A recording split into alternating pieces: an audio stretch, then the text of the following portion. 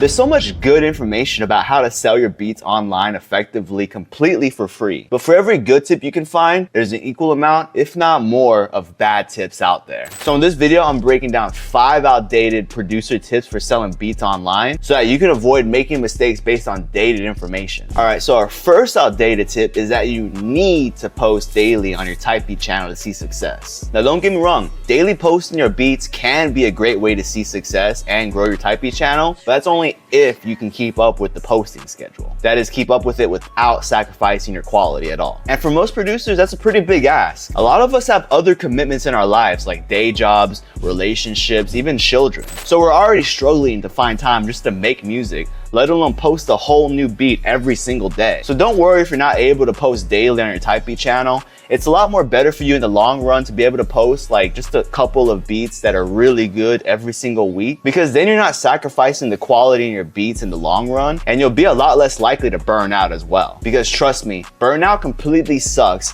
and it derails your channel's progress when it stops you from posting regularly. The YouTube algorithm rewards videos with high average view duration, which means people watch the full video or most of it without skipping within the first few seconds. If you start posting beats that are mid, that don't fit your channel's niche, then people aren't gonna listen to that full track and they're just gonna click away within the first few seconds, telling YouTube that this is a bad video and it's not gonna push it anymore. Posting only high quality beats on your channel is gonna keep the viewer engaged longer, which is gonna lead to a higher average view duration, which is in turn gonna tell YouTube, hey, this video is fire, let's push it out to some more people. And that's how your channel grows organically over time. Now, this balance of quality versus quantity is gonna be different for every producer, so don't listen to this tip and use it as an excuse to be a perfectionist and not post your beats. Even if you can only post 1 or 2 really good quality beats a week, that's still plenty for the YouTube algorithm, especially if you can keep that posting schedule up for months to not years at a time. If you wanna upload more consistently without sacrificing quality, then you're either gonna have to start collaborating with other producers to make beats,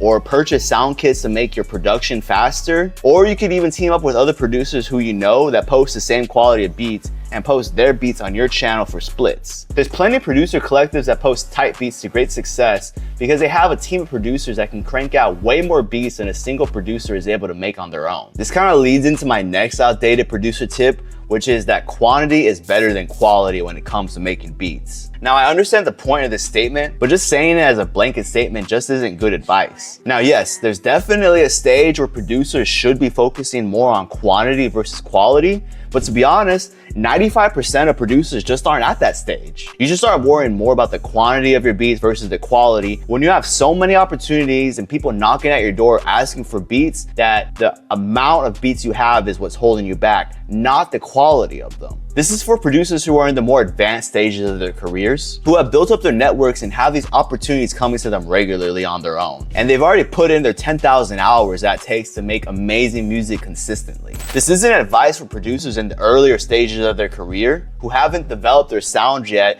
and don't have a million people knocking down their door asking for beats. Now, the sentiment of the statement that I actually do agree with is to actually finish your beats and not just be constantly tinkering with them for 2 weeks and not even making any improvements to them. At a certain point, you're just making changes that make the mix different, but not better. To get good at making beats, you're just gonna have to make a lot of them. That's just a given. So it's important to be able to have the skill to find a stopping place in your music production so that you can release that beat into the world and continue on to your next one, instead of lingering on the same beats, making constant changes for longer than necessary. You do need to put in reps when it comes to making beats, just like in the gym, but that doesn't mean you have to rush making 10 beats in a day just because you saw Nick Muir do it in a video once. Now, it is gonna take time to develop your sound and skills as a producer, but it's a completely necessary step in order to be able to be good enough to make beats that can compete in today's marketplace and stand out amongst the competition and lead to you actually being able to sell them. Next up is the outdated advice that posting on social media is not necessary in order to make beat sales and grow as a producer. The amount of artists and producers that come up off of going viral on TikTok goes up every single day.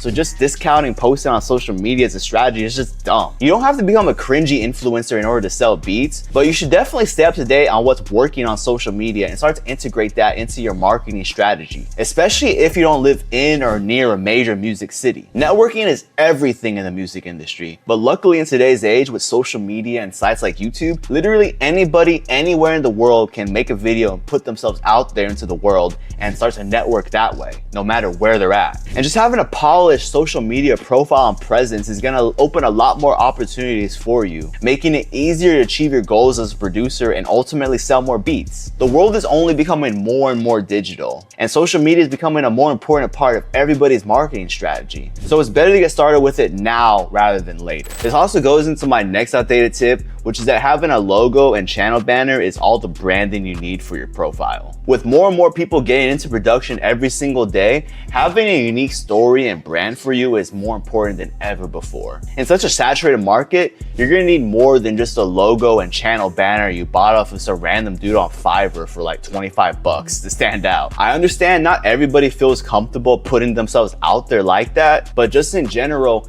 people connect with other people's faces and voices way more than just text and graphics on a screen. If an artist is able to build a connection with you just by consuming the content you post online, they'll be that much more likely to actually want to work with you when it's time to buy beats. Because people actually want to work with other people, especially in a time where literally everything is AI this and AI that. I'm an AI, you're an AI, we're all AI. So get over the discomfort of being on camera and suck it up, because you never know what doors you can open up just by putting yourself out there a little bit. And to counter my last point a bit, another outdated tip is that physical networking isn't necessary anymore to sell beats and get placements. Yeah, social media is great for all the reasons I just listed, but nothing's ever gonna beat good old face-to-face connecting with other people. Even though we sell beats online and interact with all of our customers and collaborators digitally, doing in-person analog networking is still the most efficient way to move your career forward. If you never leave your house, then you're missing out on a lot by being absent in the music scene. Whether it's local shows in your cities or music networking events and conferences, or even beat battles, connecting with other producers and artists in person is still the best way to effectively network. Even if you don't live in or near a major music city, you can still network with people in real life by other means. We've even seen groups of producers rent out crazy mansions and shit like that just to cook up for a week together. So make sure you leave your mom's basement every once in a while and show your face if you want to network effectively and sell more beats. If you want to learn how to connect and network with other producers easily, then all you need to do is watch this video right here.